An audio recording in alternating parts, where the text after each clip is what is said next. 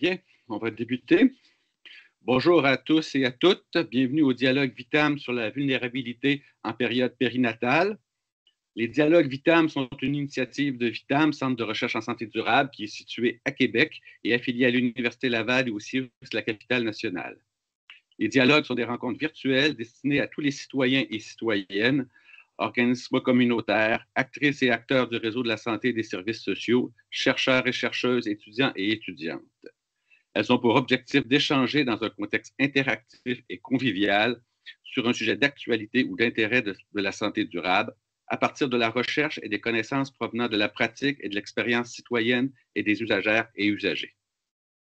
Avant de passer la parole aux panélistes du dialogue d'aujourd'hui, quelques rappels pour le bon déroulement. Officiellement, la durée de l'activité est d'1 heure, donc jusqu'à 13 heures.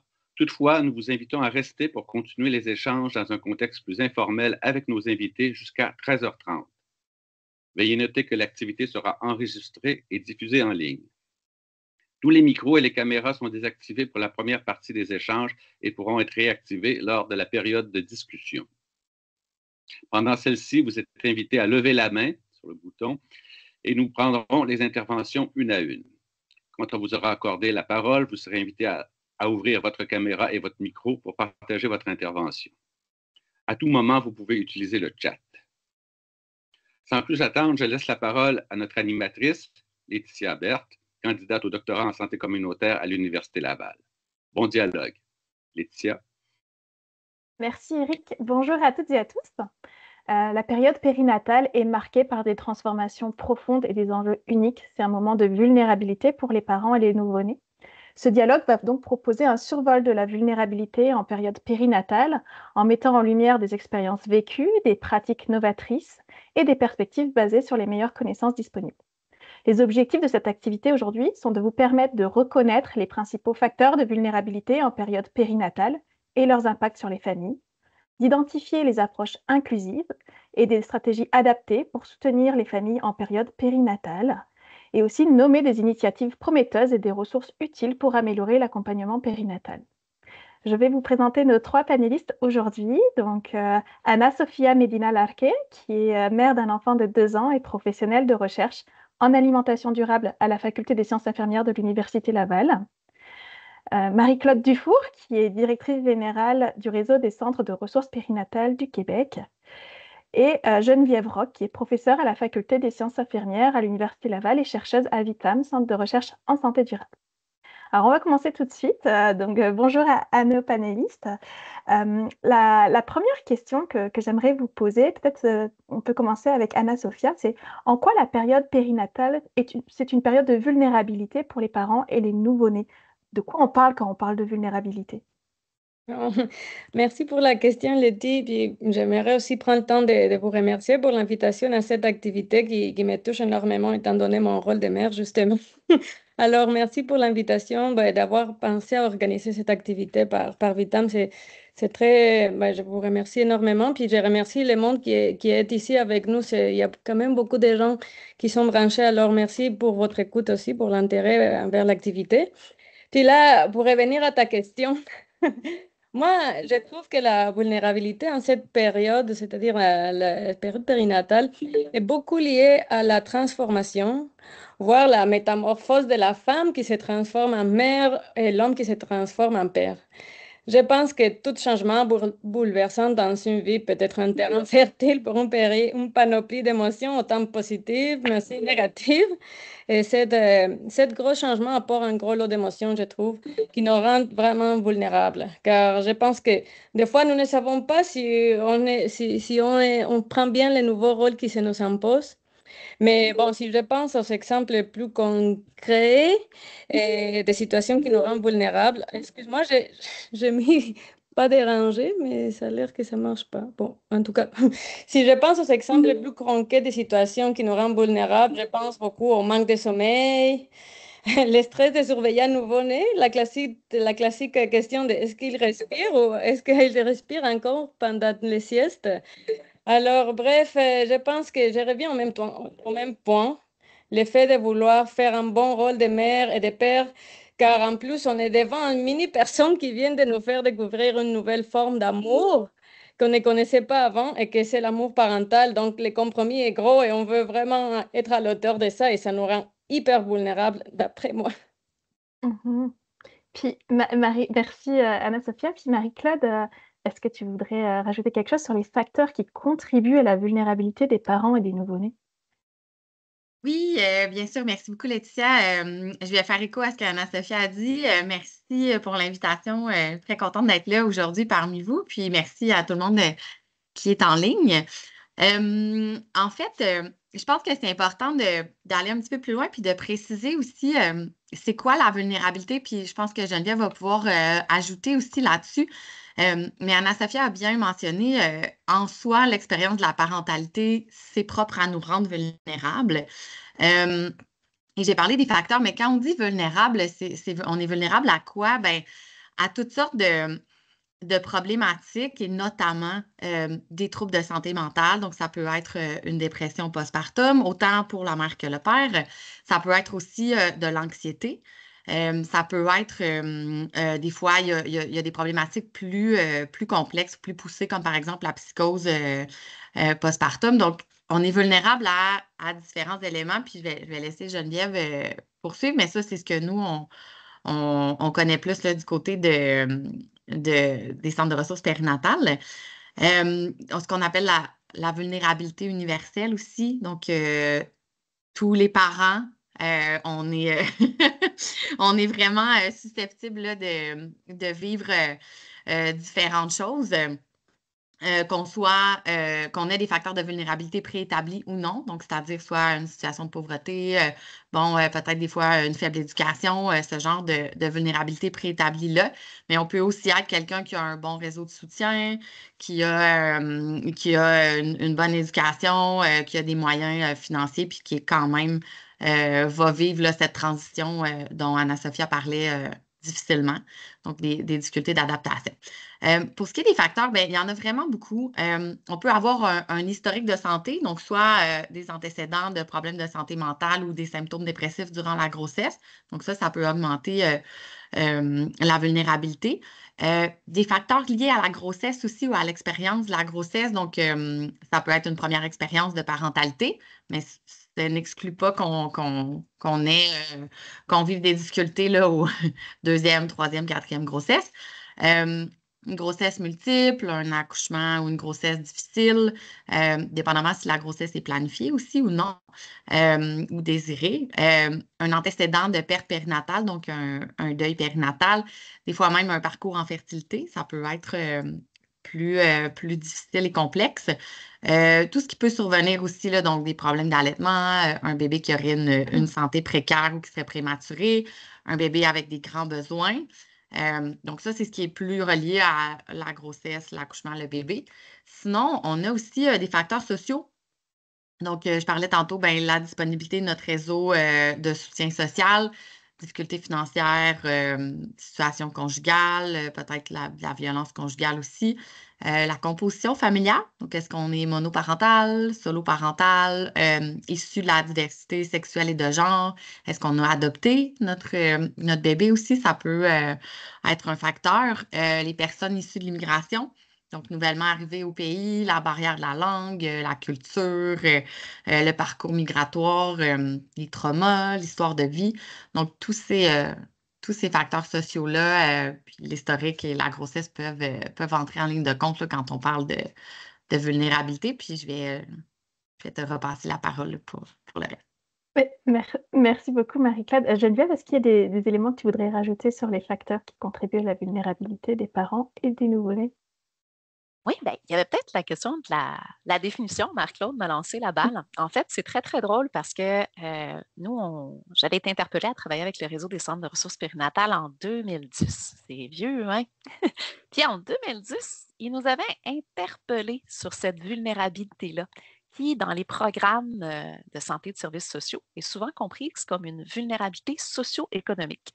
Et c'est là qu'on a développé la conception de la vulnérabilité en période périnatale, Donc, on s'était basé sur des écrits. On avait trouvé un écrit en 1992 qui était un modèle conceptuel nursing en vulnérabilité périnatale et néonatale qui définissait plus la vulnérabilité comme un déséquilibre du système personne-famille qui se traduit par des comportements inefficaces. Donc, vous avez entendu différemment comportements, puis inefficaces, c'est toujours du point de vue où on se voit, hein, parce qu'on peut être très exigeant aussi envers nous-mêmes comme parents, mais qui, en fait, vont requérir plus d'énergie, puis c'est ça qui va constituer une menace au bien-être puis à la santé. Fait que la menace peut être, comme Marc-Claude l'a dit, au niveau psychologique, mais au niveau du bien-être global, puis de la santé physique aussi. Donc, c'est pas, tu sais, on parlait, je voyais dans le chat des personnes qui disent manque de sommeil, c'est un coût financier, c'est des stress accumulés. Donc, c'est ça, ce déséquilibre-là peut survenir. Puis comme les collègues l'ont dit, ça peut survenir pour des personnes qui avaient un très bon niveau d'éducation, un revenu, tout allait bien, tout était super bien préparé. Et hop, bébé arrive et on est en déséquilibre pareil. Donc, ça, c'est une façon de le voir. Puis si on va dans d'autres définitions de la vulnérabilité, bien, ils vont dire aussi que toute période de transition au cours de la vie est une situation dans laquelle s'accroît les possibilités d'expérimenter différentes formes de vulnérabilité. Fait que Marc-Claude, ce que vous amenez, c'est comme tous des facteurs de vulnérabilité qu'on peut tous rencontrer au cours de notre vie. Puis, ben, la période périnatale, qui est en général 0-2 ans, ben, elle va comme être une situation. Comme un enfant, on va le considérer plus vulnérable. Hein, un bébé, on va dire c'est vulnérable. Des fois, on va dire une personne âgée, c'est plus vulnérable. C'est une situation de vie qui peut amener des vulnérabilités. Donc, on peut considérer la période périnatale comme une période de transition qui amène de la vulnérabilité.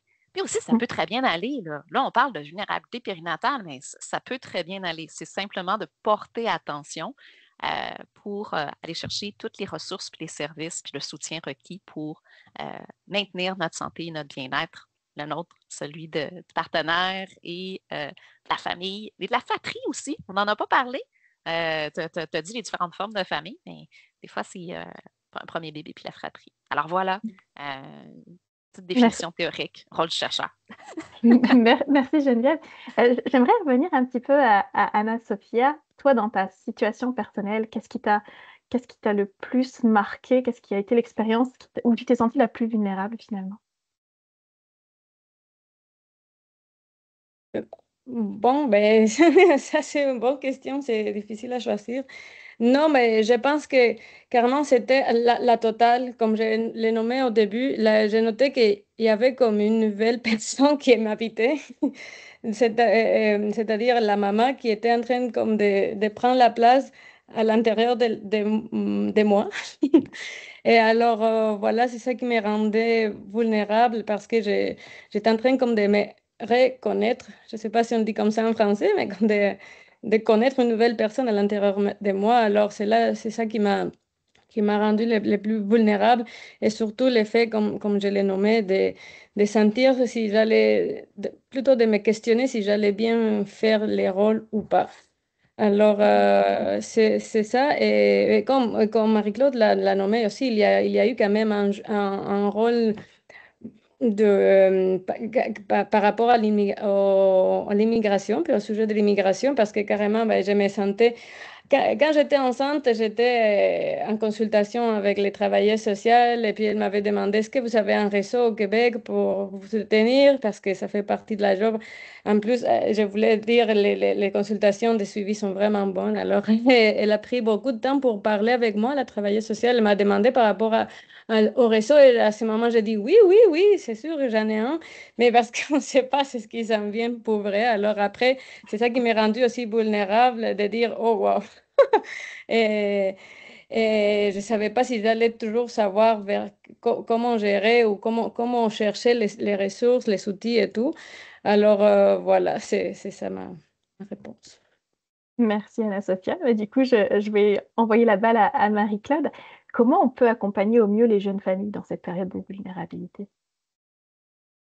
Une excellente question. Puis je vais aussi juste ajouter, j'ai mis à part le parcours d'immigration, évidemment, j'ai vécu moi aussi la même chose qu'Anna-Sophia quand je suis devenue maman. Là, c'était ça, c'était naître comme mère. Je pense que les parents, c'est beaucoup ça qui arrive. Donc, de se redéfinir dans ce rôle-là, c'est un défi. Mais bon, donc comment on peut, ça nous parle aussi comme individu, comment on peut mieux accompagner les jeunes familles? Ben, nécessairement, je pense qu'il faut renforcer le lien entre le réseau de la santé et le milieu communautaire. Là, c'est sûr, je prêche souvent pour ma paroisse. Donc, le rôle des organismes communautaires comme les centres de ressources périnatales qui accompagnent les parents dès la grossesse, là, puis durant toute la période périnatale, notamment pour les personnes comme Anna-Sophia qui n'ont pas ou peu de réseau, ben, les organismes communautaires, ça le dit, c'est communauté. Donc, ça peut devenir, en fait, ce soutien-là dont plusieurs personnes ont besoin, mais auxquels ils n'ont pas accès dans leur entourage, là, pour différentes raisons, soit que l'entourage n'est pas présent ou encore qu'ils ne vivent pas la même chose. Je pense à Anna-Sophia, c'est un petit peu là que tu allais, on a un réseau, mais c'est quand notre enfant arrive, les gens ne sont pas nécessairement prêts à venir nous aider, faire un repas. Donc, les éléments dont on a besoin, notre réseau n'est pas nécessairement là pour ça et on s'en rend compte quand on devient parent. On peut aussi aider les familles en répondant notamment à d'autres besoins qu'ils ont, dont celui d'information qui est très, très présent. Donc, se préparer, oui, à l'accouchement, à la grossesse, mais surtout à le postnatal. Donc, appelons ça comme on veut, le 4e trimestre. Bon, donc les premiers mois avec ce nouvel être-là qui va faire partie du reste de notre vie, mais on doit apprendre à se connaître. Donc, on doit savoir aussi comment ça fonctionne, ces petites bébites-là. Donc, c'est ça, l'information, c'est quoi la vie de parents, la coparentalité, tous ces éléments-là auxquels on peut penser, là, préparation de l'allaitement, soins du bébé, etc. La santé mentale aussi, je pense que c'est un élément qu'il ne faut pas oublier, dont il ne faut pas oublier de parler. Là, on en parle aujourd'hui, c'est super, mais de savoir que cette période-là nous rend vulnérables, d'être à l'affût, d'être aux aguets là, des différents symptômes qui peuvent se pointer. On peut aussi aider les familles à les aider à relever les défis d'adaptation dont on parle là, depuis le début. Leur offrir un espace pour briser l'isolement, donc sortir de la maison avec bébé, pouvoir rencontrer d'autres parents, normaliser son vécu, c'est quelque chose que nous, nos organismes là, nous disent que les parents nomment beaucoup. Donc, il y a des cafés rencontres, des activités parents-bébés, tout ça, en leur offrant du soutien émotionnel aussi. Donc, soit par des intervenants ou par les pairs. Donc, je parlais de la notion de communauté. Ben, il y a une force assez incroyable dans le soutien par les pairs, par d'autres personnes qui vivent quelque chose de similaire, en offrant du répit, comme les relevailles. Geneviève en parlait brièvement tout à l'heure, mais c'est du soutien à domicile par une assistante périnatale qui vient aider à faire une brassée de lavage, s'occuper de bébé pendant qu'on peut prendre une douche, faire une sieste, des choses qui sont plutôt rares quand on devient parent. Mais aussi leur offrir des occasions pour développer leurs habiletés parentales et développer le lien d'attachement avec bébé. Je vais m'arrêter là. Je sais pas si on sent la passion là, pour le sujet, mais je pourrais en parler pendant longtemps. C'est parfait, c'est ce qu'on veut. Merci Marie-Claude. Anna-Sophia, qu'est-ce qui t'est utile à toi pour apprivoiser ton rôle et ton identité de jeune mère? Ah bon, mais c'est surtout les temps partagés avec mon petit, carrément. Et aussi l'entraide avec mon partenaire, que lui avait l'air d'être très à l'aise, alors ça me rendait un peu moins stressée. Mais bon, comme je l'avais nommé, la famille et les amis, même s'ils étaient loin d'ici, ben, avec l'Internet, ça l'aide un peu. Et évidemment, comme si je l'avais nommé, les réseaux d'amis à Québec, particulièrement mes amis qui sont déjà des mères et des pères, car je trouve que en étant déjà des parents, ils ont une compréhension de la chose vraiment comme plus importante. Alors, je sentais justement comme Marie-Claude l'a justement dit, je me sentais comme mieux compris par ces personnes spéciales. Sinon aussi, en parlant justement des suivis avec les travailleurs sociaux et les travailleuses sociales, c'est le guide que nous fournissent, le mieux vivre avec notre enfant, bon, avec mon enfant. Alors, cela, ça aussi m'a aidé à me repérer. Et surtout, j'avoue que quand j'ai vu la guide, puis j'ai vu que ça avait été comme mis à jour après la pandémie, je me suis dit, oh, wow, les gens prennent ça au sérieux. Moi, je vais le prendre aussi au sérieux. Dans le sens de voir que ça se mettait à jour assez régulièrement. C'est ça que j'ai pensé quand j'ai vu que ça venait d'être ajusté. Alors, ça aussi, sinon, les sites web de Naître et Grandir aussi, et ça m'aidait beaucoup, surtout que ça me rappelait chaque semaine, votre enfant a une semaine de plus. Alors, je me disais, bien, on est en train de réussir à le tenir en vie une semaine de plus. Alors, voilà, ces deux outils m'ont aussi aidé. Merci beaucoup. Geneviève, est-ce qu'il y a d'autres ressources peut-être que tu pourrais nous partager?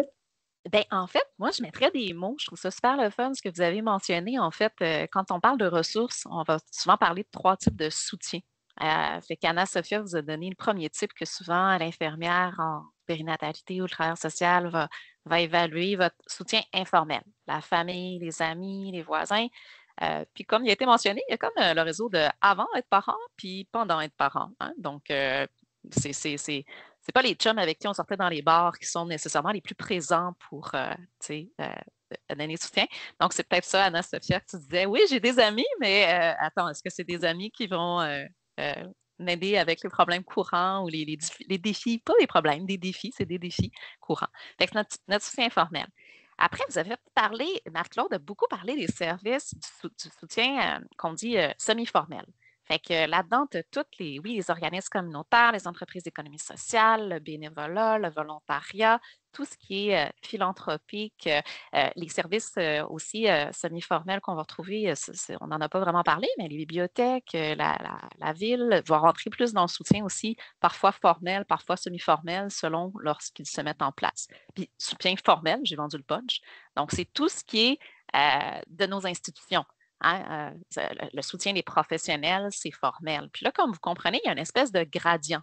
Dans le soutien informel, nos amis, c'est bon pour jaser, puis tout ça, mais si on file vraiment moins bien, bien là, peut-être qu'on va devoir aller vers le réseau formel professionnel. Mais si d'un autre côté, on voit qu'on a besoin de partager notre expérience, puis d'avoir juste un petit peu plus de soutien, ou c'est parce qu'on n'a pas le soutien qu'on a dans notre réseau informel, mais le réseau semi-formel, les organismes communautaires vont peut-être être plus adaptés à notre besoin. Donc, il y a ces 3 sources de soutien-là qui vont offrir des ressources. Puis, vous avez bien exprimé la concordance entre le besoin et la ressource. Puis, Marc-Claude, c'est drôle, tu faisais mention de l'information. Puis, nous autres, on a fait des travaux sur les services d'éducation périnatale. Puis, c'était super intéressant parce qu'on voyait, puis c'était avec toute la mouvance qu'Anna a mentionnée, donc la nouvelle offre de services d'éducation périnatale numérique. Hein, donc, on parlait des services asynchrones qu'Anna a mentionné, là, le naître et grandir. Puis, on se questionnait, tu sais, est-ce que c'est la même chose que les cours prénataux? Puis, ce qu'on a découvert, c'est que les deux sont super complémentaires. Donc, en fait, on va chercher quelque chose de différent. Anna l'a mentionné, c'est un peu le just in time. Puis, quelque chose au Québec qu'on s'est doté il y a très longtemps. Alors, tu as parlé de la dernière date de mise à jour, mais c'est toujours le fun de regarder la première date de création du mieux vivre avec notre enfant. Donc, le Québec s'est doté. Moi, mon chum, il est ingénieur, il appelle ça le manuel du bébé. Donc, c'est vraiment, tu sais, comme un guide de laveuse-sécheuse, mais pour un bébé. Donc, lui, comme ingénieur, c'est comme ça qu'il le qualifie. Je blague. Mais c'est vraiment une ressource impressionnante. Tu te poses une question, puis c'est très, très bien fait, très vulgarisé. Puis des ressources numériques comme Naître et Grandir vont être dans la même logique. Tu te poses une question. Puis Anna, ce qu'elle a mentionné, c'est intéressant, c'est qu'à la différence d'un guide statique comme un PDF ou un site web, qu'il faut que tu ailles chercher l'information, donc il faut que tu te poses des questions. Ben, Naître et Grandir, déjà à l'époque, avait ce qu'on appelle l'infolette. Donc, il fait du push d'information. Donc, selon le développement de l'enfant, tu reçois de l'information. Puis là, ça te fait poser des questions, puis ça te permet d'aller chercher plus de ressources. Puis même maintenant, ils ont introduit, on pourra en parler dans les innovations et tout ça, mais beaucoup d'applications. Donc, maintenant, il y a des applications de Naître et Grandir, donc tu peux l'avoir sur ton téléphone cellulaire. Puis, on parle de celui-là en particulier, pas parce qu'il y a une préférence, parce que souvent, les autres ressources numériques ont des intérêts commerciaux. Donc, il faut faire attention. Ici, je pense qu'Anna-Sophia t'en a nommé un qui n'a pas d'intérêts commerciaux. Donc, c'est philanthropique. Donc, ce qui est offert aussi par les établissements de santé ou autres qui est numérique, hein. On est passé à des cours prénataux de groupe en présentiel, à des cours synchrones. Donc, tout le monde est par le web, comme présentement aujourd'hui. Donc, il y a eu beaucoup, beaucoup de développement à ce niveau-là qu'on pourra revenir, mais ça fait partie des ressources de soutien informel, semi-formel, formel. Puis les ressources, ben, se sont maintenant développées de façon numérique et non seulement humaine. Donc, des contacts qu'on pouvait avoir, discussions web et tout ça. Bon, il y a quelques années, on n'aurait même pas imaginé que ça se pouvait. Fait que c'est ça. Fait que ça fait partie des nouvelles sources technologiques qui viennent s'ajouter à toutes les ressources déjà disponibles. J'aimerais te relancer un petit peu par rapport à ces nouvelles sources et ces nouveaux outils technologiques. Le fait qu'il y en ait beaucoup de différentes qualités, qu'est-ce que tu recommandes finalement? C'est toujours les mêmes précautions que n'importe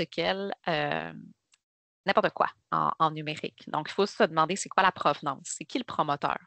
Donc, déjà, ça va vous alerter. Si vous ne trouvez pas c'est qui le promoteur, c'est déjà une bonne question à vous dire. Donc, est-ce que c'est une source crédible?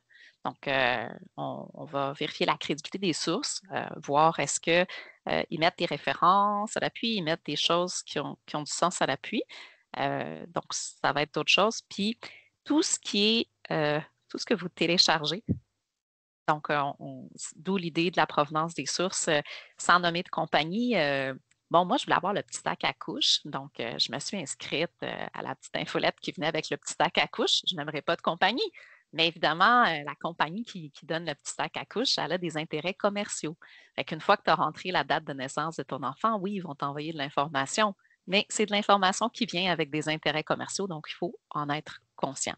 Puis, il y a beaucoup, beaucoup de produits qui se développent. Là, on a parlé des sites web, on a parlé des apps, mais il y a les assistants virtuels intelligents. Donc, maintenant, on a des assistants virtuels intelligents qui répondent carrément. Donc, c'est ce qui se rajoute. Puis encore là, il faut se poser la même question comme consommateur. Est-ce que ça me prend plus de données que ça m'en donne? C'est quoi les informations que je rentre là-dedans? Je veux dire, ne serait-ce que sur Facebook, là, quelqu'un qui est enceinte, on le sait tout de suite. Je ne veux pas faire peur à personne, mais juste par vos recherches, on sait que vous êtes enceinte. Donc, c'est comme ça partout. Donc, il y a des trackers, hein, vous le savez, quand on visite les sites web.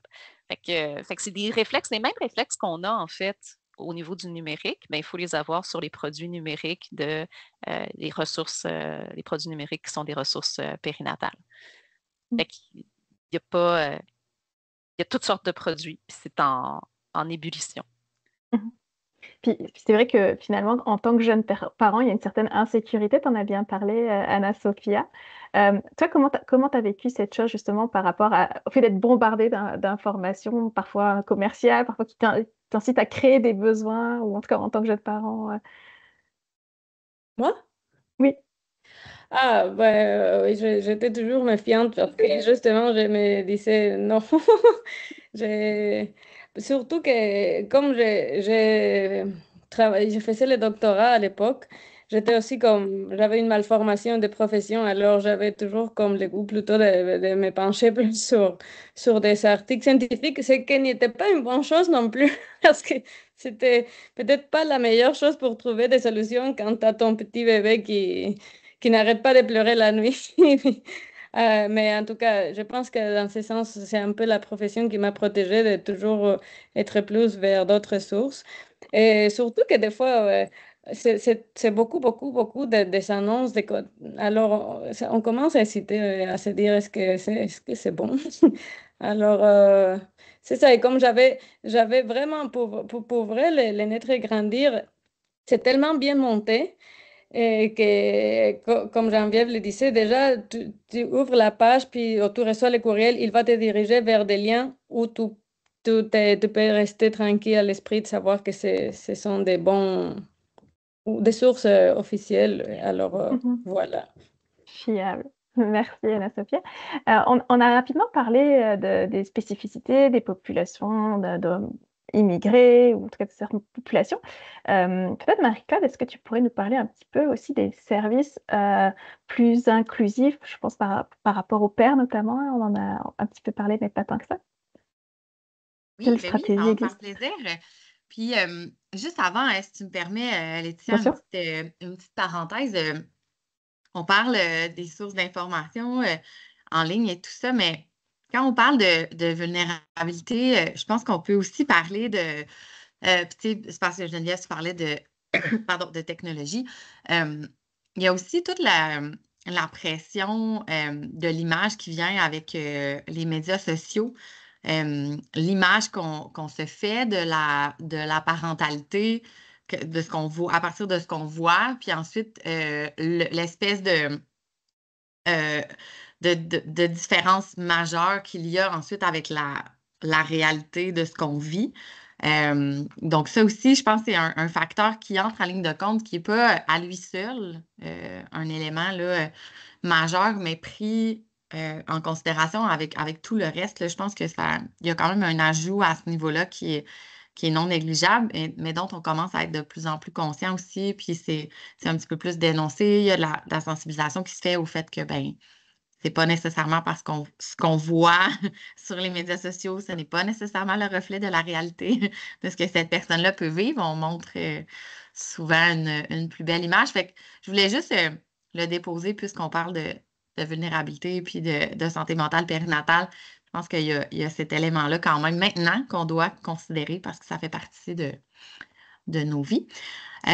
Donc, si on vient plus au niveau du soutien qui est offert aux pères, ben c'est sûr que, bon, les hommes sont peut-être moins enclins là, à aller chercher du soutien. C'est quelque chose qui est connu, là. J'apprendrai rien à personne. Donc, il faut faire preuve de créativité quand on veut s'adresser aux pères, mais ceci étant dit, c'est important de le faire quand même parce que ben, eux aussi vivent des difficultés d'adaptation qui ne seront pas nécessairement les mêmes que les mères. Mais bon, quand notre bébé, Anna-Sophia, tu disais, pleure toute la nuit, ben, quand on est en déficit de sommeil pendant plusieurs semaines, voire mois, c'est sûr que ça vient affecter notre fonctionnement au quotidien, notre concentration, notre humeur, notre énergie et donc forcément notre santé mentale. Donc, il y a dépendamment des situations, il peut y avoir différents services qui sont offerts. Donc là, je vais parler évidemment des centres de ressources périnatales, mais il y a d'autres organismes communautaires. Il y en a qui sont dédiés uniquement aux pères, qui existent et qui offrent des services. Donc, on va avoir des ateliers, des fois de coparentalité, où il va y avoir des soirées pour permettre aux pères de réseauter entre eux. Donc, que je décrivais pour les mères, mais qui s'adresse aux pères, donc de venir briser l'isolement, même si on ne le nommera pas nécessairement comme ça, normaliser son vécu, partager avec d'autres pères qui vivent la même chose. Mais il va aussi y avoir, et de plus en plus, on le voit dans les centres de ressources périnatales, des activités papa-bébé. Donc, on peut vraiment venir faire le même. Souvent, ça va être les mamans qui vont aller au yoga postnatal, atelier massage bébé, bon, ce type de trucs-là. Mais comme il y a de plus en plus de pères qui prennent une partie du congé parental, donc qui partagent avec la mère. Puis là, je ne rentrerai pas dans les détails, mais il y a quand même des incitatifs là, au niveau du régime québécois d'assurance parentale qui fait en sorte que on encourage là, les pères à partager puis à prendre une plus grande partie du congé parental. Donc, ils ont du temps pour, en fait, pour participer à des activités comme ça avec leur bébé, mais c'est sûr que s'ils arrivent dans un cours, massage bébé, puis tu es le seul homme, ça peut être intimidant, je présume.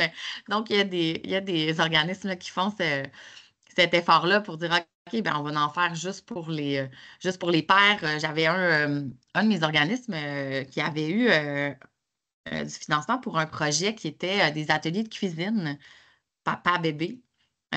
Donc, ça suffit vraiment de voir c'est quoi les besoins sur notre territoire, c'est quoi les besoins dans notre communauté, qu'est-ce que les pères auraient envie de faire entre eux ou si c'est les couples aussi. Donc, il y en a qui organisent des journées familiales. Donc, ça dépend vraiment des besoins, l'important, c'est de les considérer eux aussi à toutes les étapes de la période périnatale. Donc, je pense là, j'ai parlé beaucoup du postnatal, mais les pères vont avoir autant besoin d'informations, puis là, peut-être Geneviève pourrait en dire davantage, mais ont autant besoin d'informations en prénatal. C'est juste qu'ils ne vont pas chercher les mêmes informations nécessairement que les mères. Même chose pour au niveau de l'accouchement, là. Fait que moi, j'aurais terminé, mais Geneviève, je sais que c'est quelque chose qu'on a déjà discuté ensemble, là, fait que si tu as envie Oui, d'ajouter. puis c'est le fun parce que je vois dans le chat, tu sais, on a parlé beaucoup des ressources, mais tu sais, plus semi-formel de soutien. Puis là, je vois quelqu'un qui marque le site de formel Ma grossesse, dans le fond, qui a été instauré, puis qui veut justement agir tôt. Donc, à identifier les besoins, puis réorienter les parents vers vers différentes ressources qu'on espère être les bonnes en réponse aux besoins qui ont été entrés dans ce site web-là, mais qui est accessible à tout le monde. Donc, ça fait partie des nouvelles ressources formelles numériques. Puis, je voyais quelqu'un d'autre qui parlait, toi, moi, bébé. Ça, c'est plus pour les aspects de santé mentale. Donc, c'est ça que je vous disais, il y en a vraiment beaucoup, beaucoup, beaucoup de ressources. Souvent, c'est l'identification du besoin.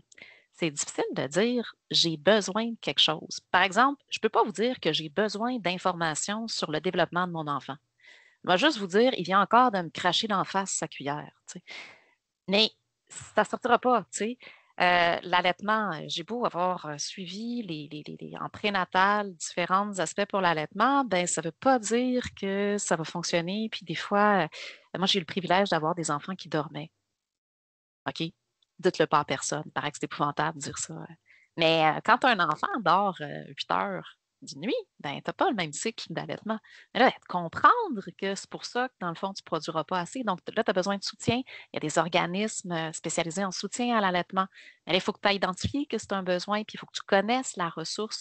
Donc, je pense que tout à l'heure, Marc-Claude parlait de la collaboration. J'aime ça parce que dans le chat, c'est ce que ça souligne. Ça souligne aussi la situation qui peut être accentuée par notre structure sociale. On est un peu individualiste. Hein? Aller demander de l'aide, aller cogner chez le voisin. Dans d'autres cultures, c'est normal, ça prend un village pour élever un enfant, puis c'est tout à fait normal comment ça se passe. Fait que dans nos traditions, c'est peut-être pas toujours possible. C'est ce qui fait que peut-être que Marc-Claude vous a parlé des relevailles. Ben, les relevailles en tant que telles, ça voulait dire se relever de sa couche quand on a étudié les relevailles. Moi, j'ai été intriguée parce que je ne savais pas ce que ça voulait dire, relevailles. Donc, c'est comme ça que je me suis mis à étudier ce service qui est un service de soutien postnatal à domicile. Puis Marc-Claude l'a super bien expliqué, mais qui visait un petit peu en fait, qui est une innovation sociale qui est due au fait de ce qui est marqué dans le chat, l'éclatement des familles. Il y a eu une époque où les familles étaient nombreuses, puis on était tous en proximité. Puis c'était normal, la mère venait aider les filles qui avaient accouché, puis tout ça. Puis aujourd'hui, on a des structures familiales très différentes. Donc, ça va demander des innovations sociales comme ça. Fait qu'il y a les innovations technologiques, il y a les innovations sociales aussi qui peuvent aider.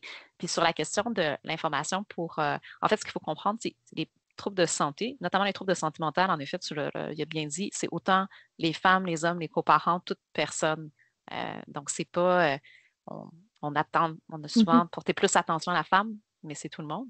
Puis le besoin d'information est pas le même. Puis la manière aussi de rejoindre les parents n'est pas la même, comme Marc-Claude l'a dit. Des fois, c'est un atelier de construire une cabane qui va plus, ça va être d'autres. Donc, il faut vraiment, puis je trouve ça bien, quelqu'un qui parlait de Repère, qui est un organisme pour les pères, mais il y en a aussi à Québec, en Chaudière-Appalaches. Bref, 811, beaucoup de sites qui donnent des informations sur les ressources. Fait que savoir identifier ses besoins, puis trouver comment aller chercher les ressources à travers les réseaux formels, semi-formels, informels. Puis là, on a parlé beaucoup des ressources au niveau de la personne, que ce soit le patient ou le parent, finalement. Est-ce qu'au niveau des relations intrafamiliales aussi qui sont redéfinies, on en a parlé un peu tout à l'heure, là, que ça modifie un peu les relations avec la fratrie, avec les conjoints, la famille un peu plus élargie. Est-ce que vous avez des services qui existent? Organismes communautaires famille. Marc-Claude, tu as parlé des centres de ressources périnatales. Les organismes communautaires familles vont rejoindre tous les membres de la famille, là. Donc, puis aussi, ils vont avoir des services particuliers qui vont être dédiés à des situations familiales particulières.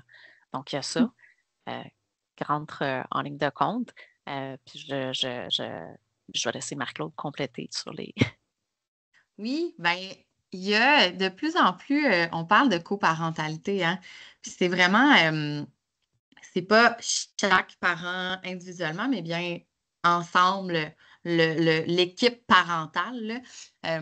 Donc, il y a des ateliers sur la coparentalité. Il y a aussi beaucoup d'informations. Le regroupement pour la valorisation de la paternité avait produit des capsules vidéo qui étaient super intéressantes sur les composantes de la coparentalité. Donc, oui, on pense souvent au partage des tâches, mais il y a toute la notion de communication qui est très, très importante. Puis, ben là, quelle était la dynamique du couple avant l'arrivée de l'enfant? Ben, c'est sûr que ça va grandement influencer, dans le fond, le moment où le bébé arrive, le ou les bébés. Ben là, c'est sûr que c'est une nouvelle personne, le bébé, qui vient changer la dynamique. Puis, je pense qu'on se fait tous prendre au jeu par surprise, là. Moi, je connais personne qui était pleinement préparé pour tout ça, mais donc, on a souhaité le bébé, on l'a rêvé ensemble, on a préparé la chambre, bon, toutes ces choses-là. Mais moi, je vais donner par exemple mon fils, il ne dormait pas seul. Donc, moi, j'avais jamais envisagé de faire du cododo, là. C'était pas dans mon plan. Mais mon garçon, dès qu'on le déposait, c'était comme s'il y avait des épines dans son lit. Donc, ben, c'est ça, on a apprivoisé, OK, c'est quoi le cododo? On n'en avait jamais parlé. Puis là, ben, combien de temps ça dure, cette histoire-là? Parce qu'à 8 mois, il ne dormait toujours pas tout seul, mais là, il est plus gros, prend plus de place, donne plus de coups de pied. Fait que ça, c'est un exemple. Mais donc, il y a différents défis. Puis là, ça ne s'arrête pas après 2 ans, là. Donc, ça se poursuit toute la vie, n'est-ce pas? Donc, je pense que c'est des adaptations constantes. Donc, le fait d'avoir du soutien, bien, que ce soit, c'est ça, avec les pères ou que ce soit des ateliers, parce que la coparentalité, on en parle de plus en plus. Il y a un de nos organismes, d'ailleurs, un de nos centres de ressources périnatales qui a reçu un financement pour intégrer vraiment des notions spécifiques à la coparentalité dans les rencontres prénatales. Donc, une rencontre en prénatal, une rencontre en postnatal, pour vraiment décortiquer, ben, c'est quoi ça le partage des tâches, comment ça s'articule au-delà de, ben, ça, moi, je fais ça, toi, tu fais ça, avec des outils concrets que les parents peuvent s'approprier. Donc, ça va être super intéressant, mais je pense que c'est ce genre de choses-là qui peuvent aider les futurs et nouveaux parents à prendre conscience de l'ampleur de ce que c'est en réalité, se préparer à avoir un enfant. Je pense que des fois, on le fait un peu, c'est ça, naïvement. On se dit, ben, tout le monde le fait, moi aussi. On va fonder une famille, let's go. Puis là, après ça, on arrive devant le fait accompli. On va, oh, OK, c'était pas ce que je pensais. Mais il y a toujours moyen de s'ajuster. Fait que ça, c'est une ressource. Après, c'est sûr qu'il y a du soutien qui peut être fait au niveau des professionnels. Là, Geneviève a parlé tout à l'heure du soutien plus formel, là, mais dans la communauté, il existe là, toutes sortes d'activités ou d'ateliers qui peuvent soutenir, là. Une réflexion, là, parce que je vois, tu as parlé du réseau de la valorisation de la paternité qui a beaucoup aidé au niveau politique, mais par rapport au réseau formel, il faut toujours avoir quelque chose en tête, c'est que l'unité dans le système de santé, c'est la mère. Donc ça, c'est quelque chose qu'on essaie par exemple, la mère qui ne voudrait pas aller aux cours prénataux, ben, tu sais, c'est le père. Bon, le père va pouvoir s'inscrire, probablement, il va y avoir une ouverture, mais tout part de l'unité, la mère. Donc, c'est la mère qui va aux rencontres médicales, c'est la mère. Donc, cette logique-là d'inclusivité gagne à être travaillée. Puis, le réseau de la valorisation de la maternité aussi fait des gains au niveau politique parce que ça se passe aussi dans les données qu'on utilise pour suivre l'ensemble de la famille. Fait que ça, je pense qu'il y a, faut souligner ces initiatives-là qui ont aidé à avoir plus d'inclusivité par coparents. Voilà. Et Anna-Sophia, est-ce que tu souhaiterais peut-être réagir sur ces éléments-là, que ce soit le fait que ce soit les mères qui soient l'unité de prise en considération dans les services ou ces enjeux plutôt de relations familiales? Bon, merci. Pour répondre justement à cette deuxième chose, j'avais la question, en fait, parce que j'ai trouvé que, tantôt j'applaudissais quand Marie-Claude parlait, parce que justement, je trouve que, au moins à l'époque, ça fait pas longtemps, quand on a suivi les cours prénataux, j'ai trouvé justement que ça gagnerait beaucoup si cela n'a pas été déjà fait, mais ça gagnerait beaucoup justement à parler plus sur les défis pour les couples. Parce que là, on nous dit de mettre un bonnet au bébé et de le coucher comme ça. Alors, je trouve, à mon humble avis, de pas experte, mais de mère, et que c'est beaucoup centré peut-être sur le bébé puis l'accouchement comme tel. Je sais qu'en même temps, on est limité dans un temps d'heures pour un cours, mais j'aimerais ça beaucoup qu'on parle plus sur les défis au niveau du couple pour qu'on se prépare justement un peu, parce que bien sûr qu'on va pas savoir jusqu'à ce qu'on va être là dedans, mais au moins pour qu'on nous glisse un mot pour se préparer mentalement à recevoir ces nouveaux défis. Comme Geneviève vient de nous apprendre qu'il faut le nommer défis, c'est vrai que ce ne sont pas de problème, ce sont des défis de la vie. Alors voilà, je pense que ça gagnerait beaucoup pour ce qui est des cours prénataux. Et sinon, moi, pour ce qui est de la mère comme communauté, et j'ai- je pense que la charge mentale des mères est énorme. Puis là, je pense que la société en général gagnerait à ce que la charge mentale des mères diminue. Parce que on serait tous plus en santé mentale si les mères sont en santé. Je veux dire, l'unité familiale, et je reviens au même point, c'est pas juste la mère. Il faut vraiment qu'on le voit comme une unité, que ce soit deux mères, que ce soit deux pères, une mère, un père, mais justement quand c'est le cas, si on peut partager la charge mentale, tant mieux. Alors, je pense que ça serait très bien d'impliquer beaucoup plus les pères et cela aiderait aussi les pères eux-mêmes à se sentir valorisés et vouloir avoir le goût, le désir de jouer ce rôle. Alors, je pense que c'est un très, très bon point que Geneviève a soulevé. Puis, juste pour finir sur une note positive, j'ai lu, cela, ça aussi, en passant, cela m'a beaucoup aidé aussi à apprivoiser mon nouveau rôle. J'ai commencé à lire énormément de livres et, et voilà sur un livre que j'ai lu par rapport au père, parce que je voulais aussi comprendre c'est ce qui se passe au niveau du père exclusivement. Et j'ai lu qu'à la province du Québec, c'est la seule place au Canada où les pères s'auto-aperçoivent comme donneurs de soins et pas seulement comme apprivoiseurs d'argent. Alors, je pense Incroyable. que ça, c'est une bonne nouvelle. Et aussi, bref, je pense que c'est une bonne nouvelle, mais c'est clair qu'il manque de travail à faire, tant qu'au niveau politique, ou je ne sais pas comment le dire, du point que Geneviève mentionnait, et aussi au niveau de la société, mais je pense qu'on s'en va vers la bonne direction, je pense. Puis toutes les politiques favorables, congé de maternité, congé parental, le partage, le 5 semaines. Alors, beaucoup, il y a eu dans les programmes sociaux beaucoup d'éléments d'inclusivité qui ont été ajoutés. Puis, juste un petit élément du chat, on parlait de deuil. Les travaux de Francine de Montigny sont excellents sur le deuil périnatal, bien vulgarisé. C'est vrai qu'on n'a pas parlé, hein, on a parlé de devenir parent, mais on peut, ça commence du processus de préconception. Donc, souvent, la période de périnatale, on dit 0-2 ans, mais il y a une période de conception, préconception. Et ça peut arriver à tout moment. Donc oui, il y a aussi des ressources pour les personnes qui vivent les deuils périnatales, que ce soit dans les organismes communautaires familles, dans les centres de ressources périnatales aussi, il y a des ressources. Puis il y a des ressources en ligne, donc il y a des organismes spécialisés en deuil périnatal aussi, parce qu'on n'en parle pas si souvent que ça. Mais il y a énormément, hein, c'est 30%, donc c'est énormément. Des fois, on ne s'en rend même pas compte hein, qu'il y a eu une fausse couche parce que c'est beaucoup très tôt, mais des fois, c'est de plus en plus vécu. Alors oui, merci de l'avoir amené. Ça fait aussi partie de la période puis de la vulnérabilité en période périnatale parce qu'il n'y a pas seulement de vivre le deuil, mais il y a aussi d'avoir des enfants après ou de ne pas avoir des enfants après. Donc, c'est toute une dynamique. Puis la gêne d'en parler, je pense. On ne sait pas, comme tout deuil, c'est toujours difficile d'aborder la question de deuil.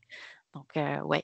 Puis, je ne sais pas si c'est là que tu veux aller, Laetitia, mais je voyais aussi la question la disponibilité des ressources. On vient de parler de plein de ressources.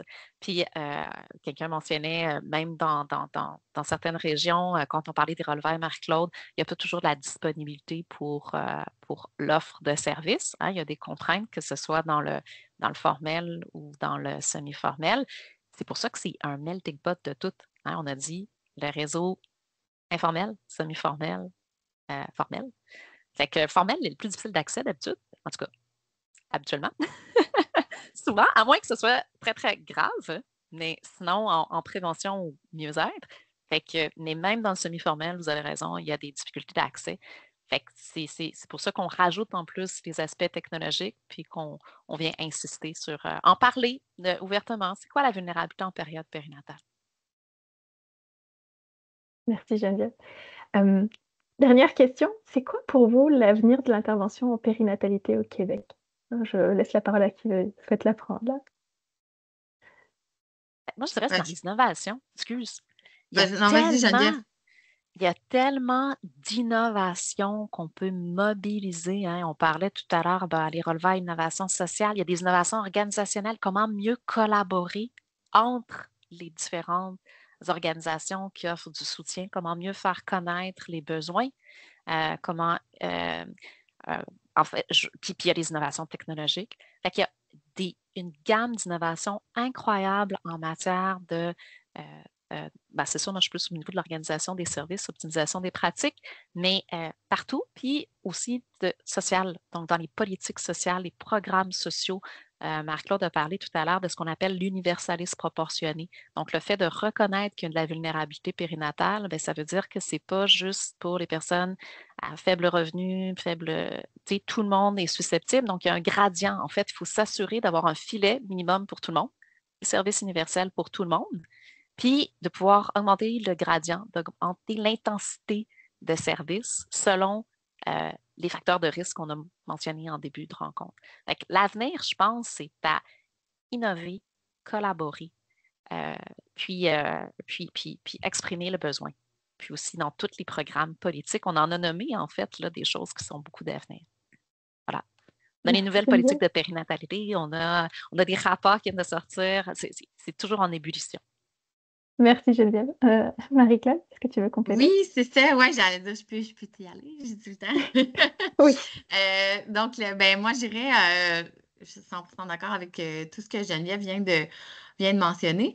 Moi, je dirais aussi la connaissance, la reconnaissance, la valorisation des organismes communautaires, du travail qu'ils font sur le terrain en périnatalité et le financement suffisant. Parce qu'on vient de parler, Releveurs Québec, qui n'est pas le seul organisme là, qui a une liste d'attente au niveau, entre autres, du service de relevailles. Oui, il y a d'autres enjeux. Des fois, des fois, c'est des enjeux de ressources humaines, mais justement, avec un meilleur financement, on peut offrir des meilleures conditions de travail à nos ressources humaines et donc assurer une meilleure rétention de personnel. Donc, c'est un peu une roue qui tourne, là, puis je sais que c'est un discours qu'on a souvent, mais c'est ça. Il y a quand même quelque chose là. Tout ceci étant dit, ce n'est pas le seul élément, le seul facteur de succès. Donc, un meilleur référencement, je pense, j'en ai parlé un peu au début, mais vraiment cette collaboration-là entre le réseau de la santé puis le milieu communautaire, quand on connaît les ressources, on peut référer, puis autant d'un côté comme de l'autre, vraiment selon les besoins, parce qu'à mon avis, c'est complémentaire, le réseau de la santé et le milieu communautaire. Puis Geneviève, tu as très bien parlé là, de l'espèce de gradation. Hein? Donc, quand on va quand même bien, mais on n'est pas trop...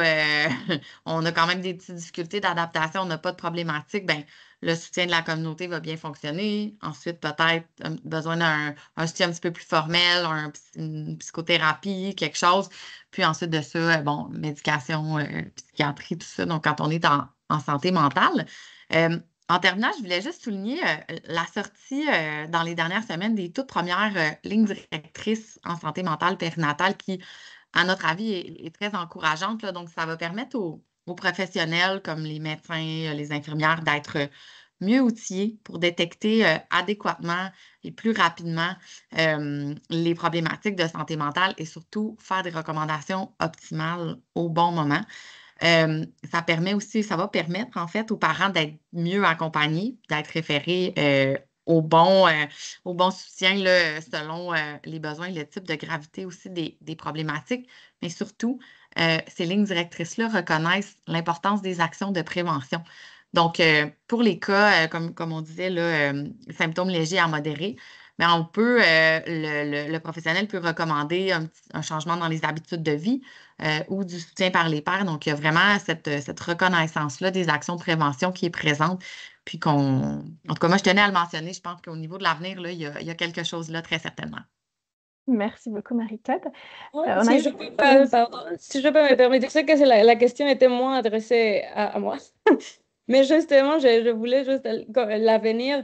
Moi, tout de suite, le mot qui m'est venu en tête, c'est prévention, et je suis contente que Marie-Claude l'a nommé, parce que justement, je trouve que le fait, comme on vient de nommer, d'en parler plus dans l'étape pré-accouchement, ça donnerait beaucoup ça nous permettrait de rester dans les terrains de prévention, et vu qu'on est chez Vitam, que c'est le Centre en recherche de santé durable, justement, on reste du côté de la prévention, puis pas d'aller soigner après. Alors, je pense que ça serait très, très, très important dans l'avenir. Est-ce que tu aurais un dernier mot de la fin, Anna-Sophia? Non, juste de remercier beaucoup. Merci beaucoup, mesdames les panélistes. Merci à toutes et à tous les participants. Je vais maintenant donner la parole à Eric pour la transition vers la période des questions.